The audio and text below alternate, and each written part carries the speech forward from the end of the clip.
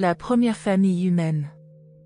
Urantia fut enregistrée en tant que monde habité lorsque les deux premiers êtres humains, les jumeaux, Uronzon, et avant qu'ils fussent devenus les parents du premier-né de la deuxième génération des véritables êtres humains.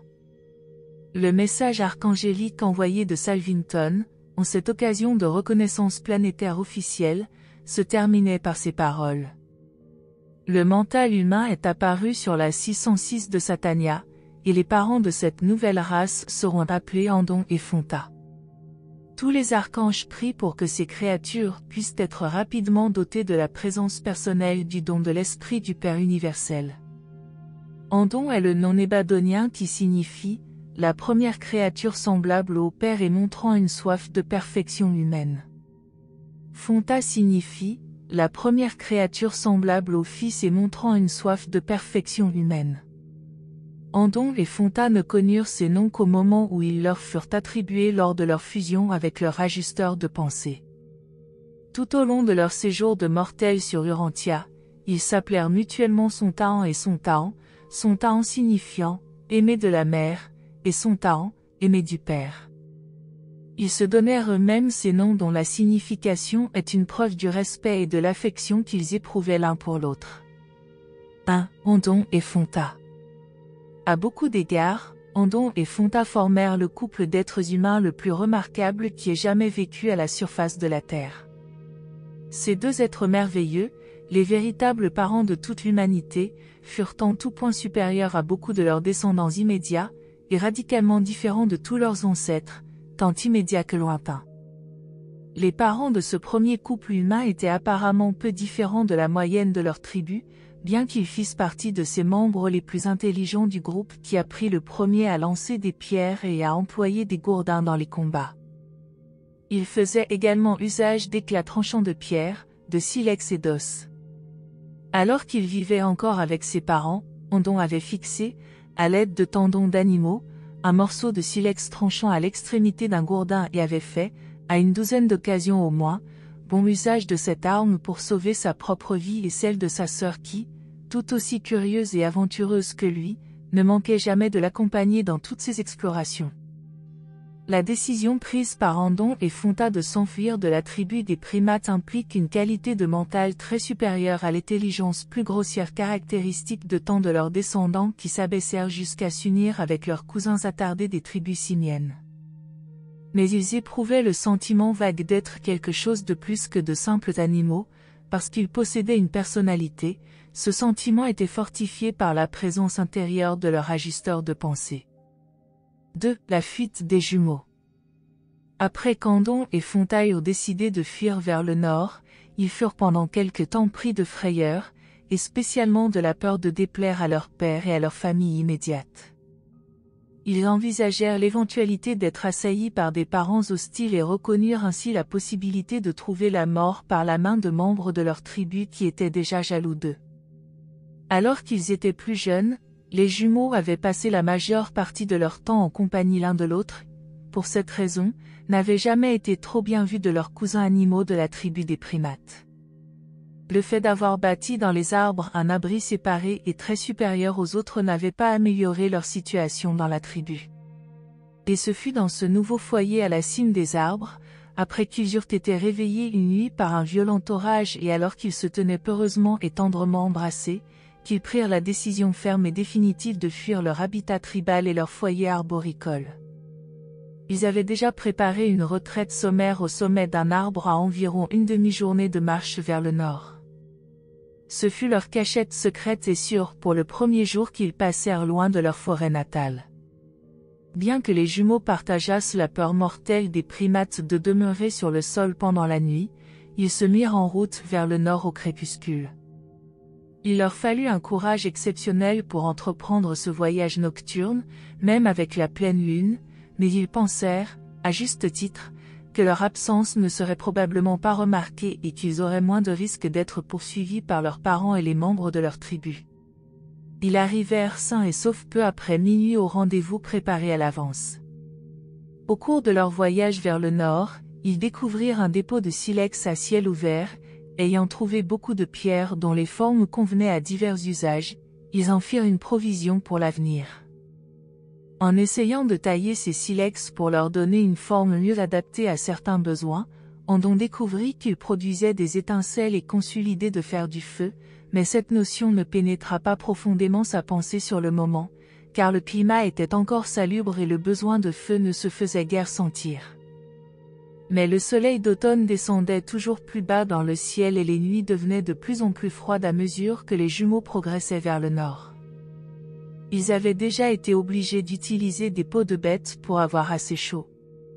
Avant qu'une lune ne se fût écoulée depuis leur départ du foyer familial, Andon fit part à sa compagne qu'il croyait pouvoir faire du feu avec des silex.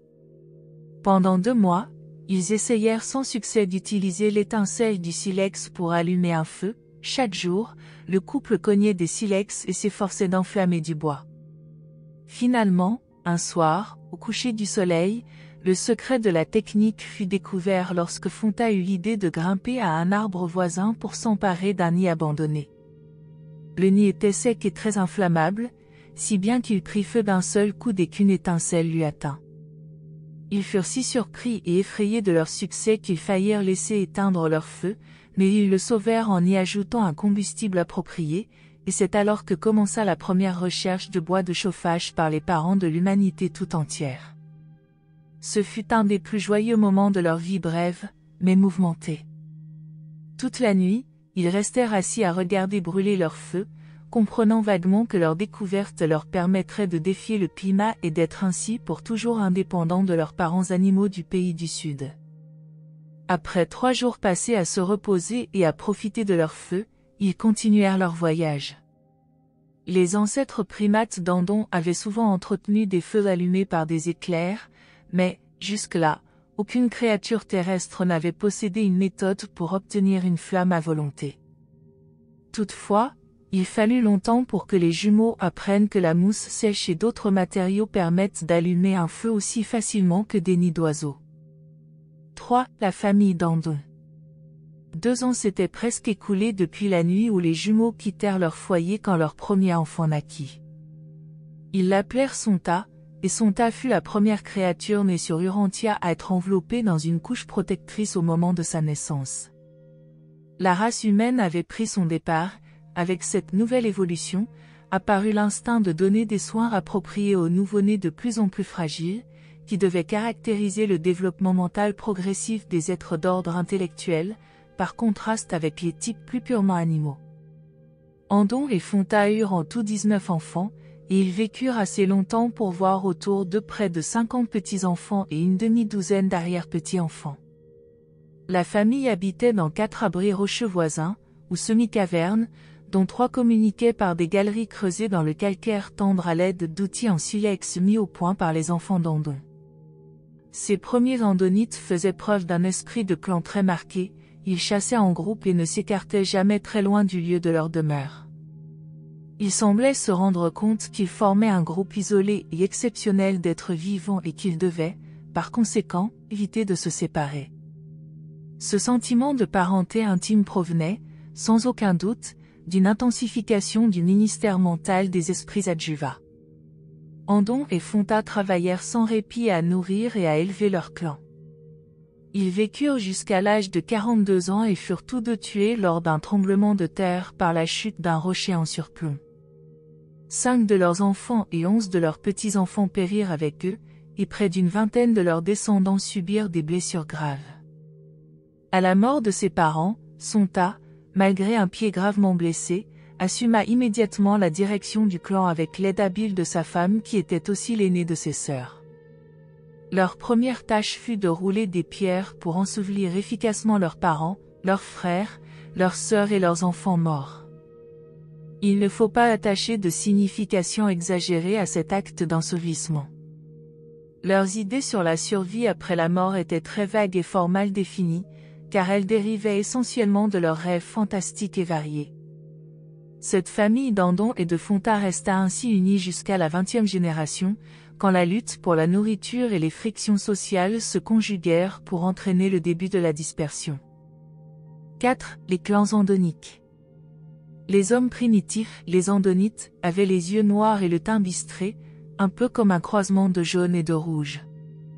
La mélanine est une substance colorante qui se trouve dans l'épiderme de tous les êtres humains. C'est le pigment originel de l'épiderme endonique. Par l'aspect général et la couleur de la peau, ces premiers endonites ressemblaient plus aux Esquimaux d'aujourd'hui qu'à aucun autre type d'êtres humains vivants. Ils furent les premières créatures à employer la peau d'animaux pour se protéger contre le froid. Ils n'avaient guère plus de poils sur le corps que les humains d'aujourd'hui.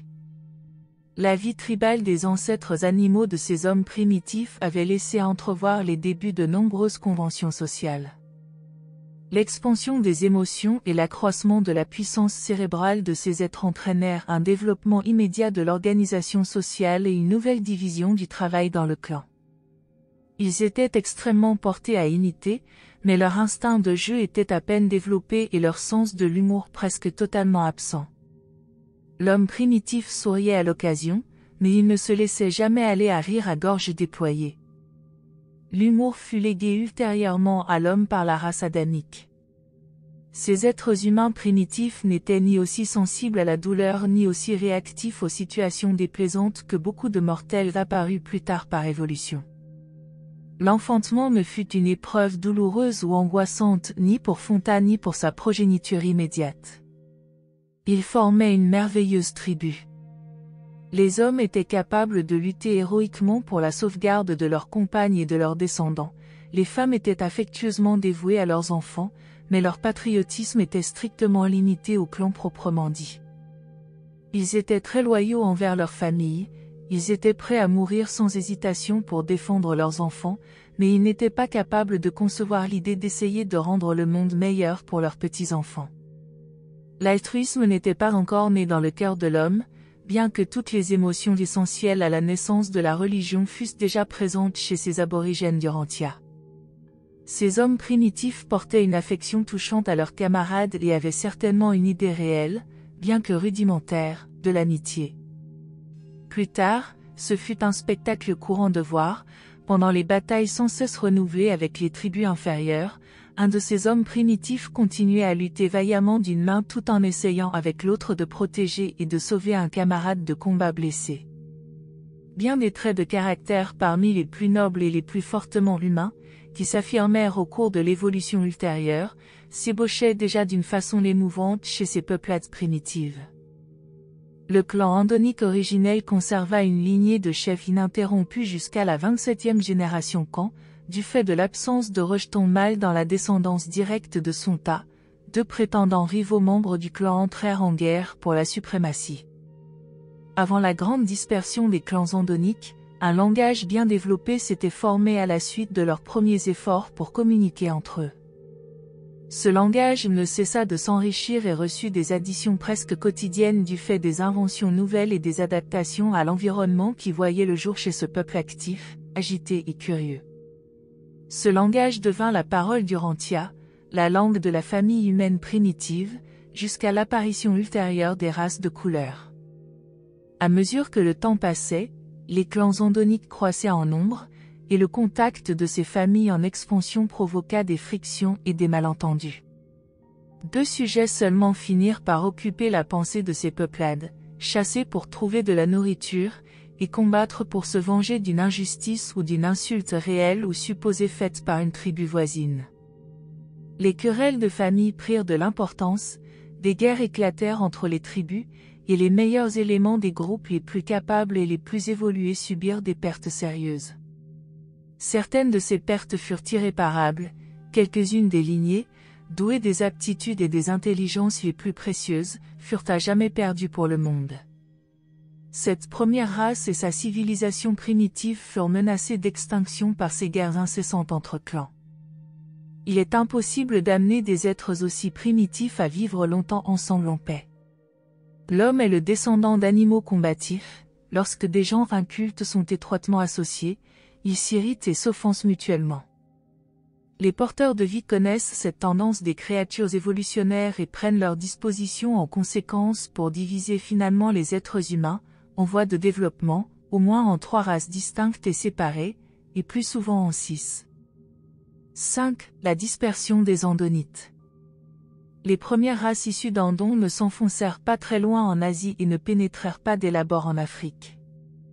La géographie de ces temps-là les orientait vers le nord, et c'est toujours plus au nord que ces peuples voyagèrent jusqu'au moment où ils furent arrêtés par la lente progression du troisième glacier.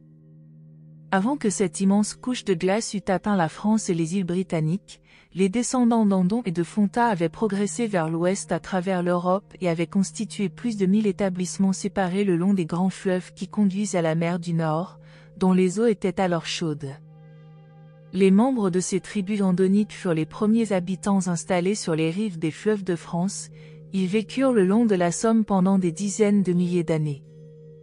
La Somme est la seule rivière dont le cours n'ait pas été modifié par les glaciers, elle s'écoulait vers la mer, en ce temps-là, à peu près comme aujourd'hui.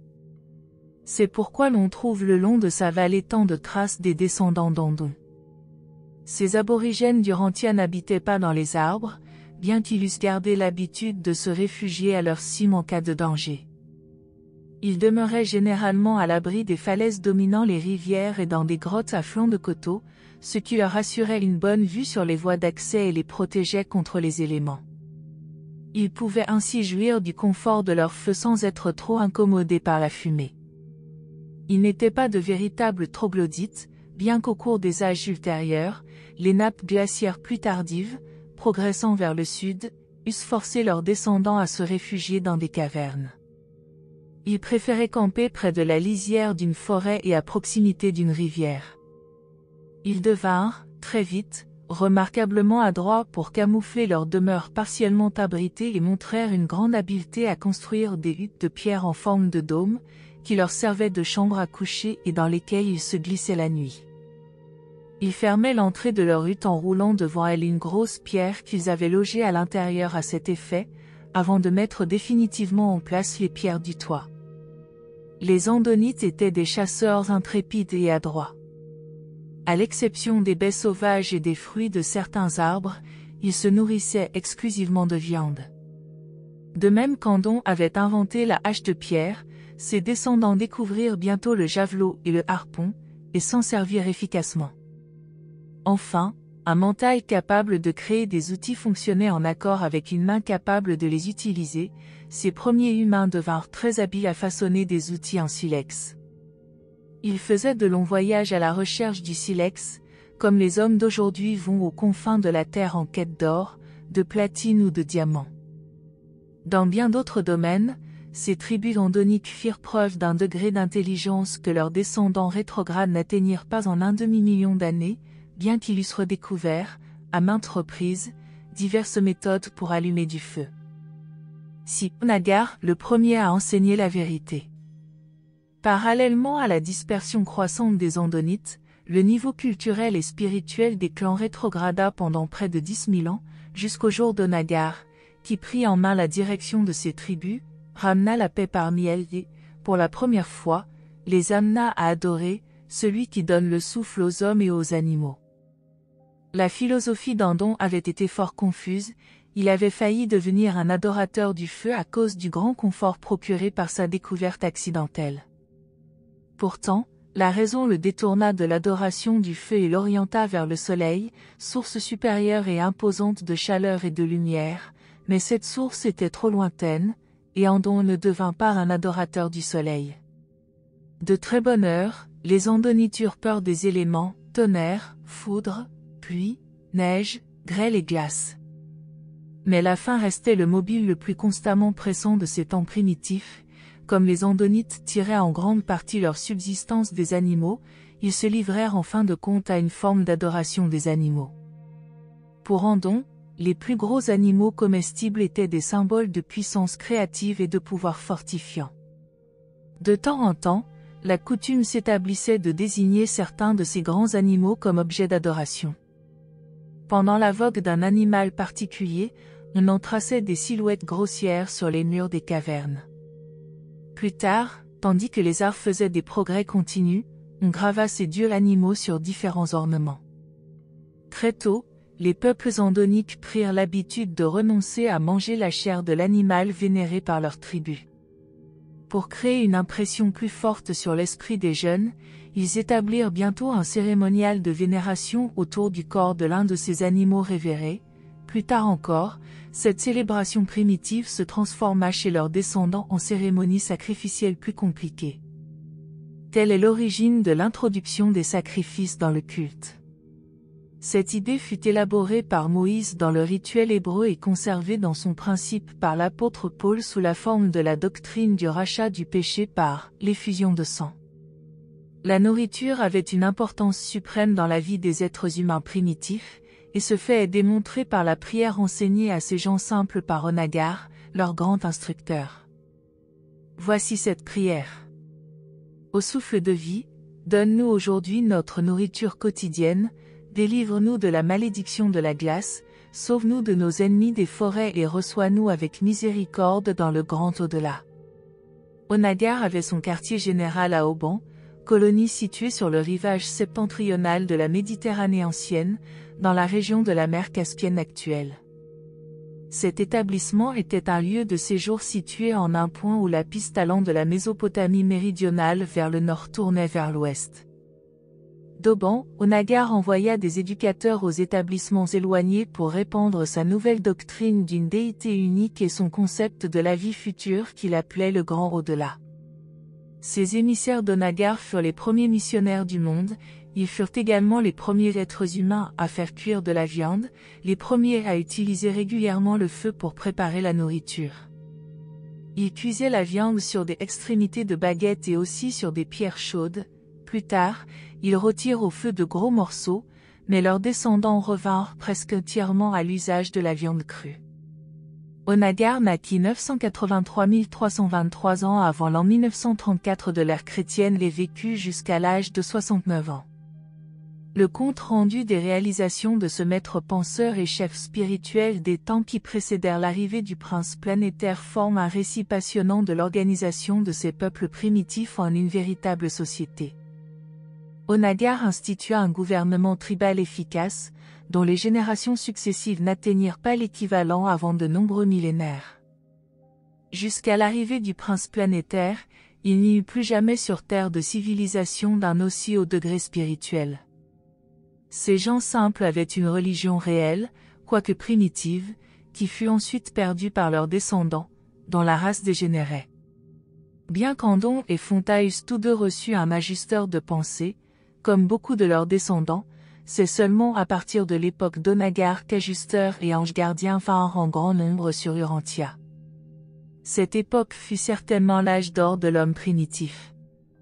C'est la survie d'Andon et de Fonta. Andon et Fonta, les admirables fondateurs de la race humaine, reçurent la consécration de leurs valeurs au moment du jugement d'Urantia, lors de l'arrivée du prince planétaire. Ils émergèrent en temps voulu du régime des mondes des maisons avec le statut de citoyens de Jérusalem. Bien qu'ils n'aient jamais été autorisés à retourner sur Urantia, ils sont au courant de l'histoire de la race qu'ils ont fondée. Ils se désolèrent de la trahison de Caligastia, s'attristèrent de l'échec d'Adam, mais se réjouirent infiniment à la nouvelle que Michael avait choisi leur monde pour théâtre de son effusion finale. Andon et Fonta fusionnèrent sur Jérusalem avec leur ajusteur de pensée, comme le firent plusieurs de leurs enfants dont Sonta, mais la majorité de leurs descendants, même immédiats, n'atteignit que la fusion avec l'esprit. Peu après leur arrivée sur Jérusalem, Andon et Fonta reçurent du souverain du système la permission de retourner sur le premier monde des maisons pour y servir en compagnie des personnalités morontielles qui accueillent les pèlerins du temps venant d'Urantia et allant vers les sphères célestes. Ils furent affectés à cette tâche pour une durée indéterminée. À l'occasion des présentes révélations, ils cherchèrent à envoyer des vœux à Urantia, mais leur requête fut sagement rejetée. Tel est le chapitre le plus héroïque et le plus passionnant de toute l'histoire d'Urantia, le récit de l'évolution, de la lutte pour la vie, de la mort et de la survie éternelle des parents exceptionnels de l'humanité tout entière. Présenté par un porteur de vie résidant sur Urantia. N'oubliez pas de laisser vos commentaires ci-dessous pour partager vos propres réflexions sur le livre d'Urantia, et si vous avez aimé cette vidéo, n'hésitez pas à la liker et à la partager avec d'autres personnes intéressées par la spiritualité et philosophie. Merci de nous avoir rejoints aujourd'hui, et je vous retrouve bientôt pour une nouvelle exploration passionnante.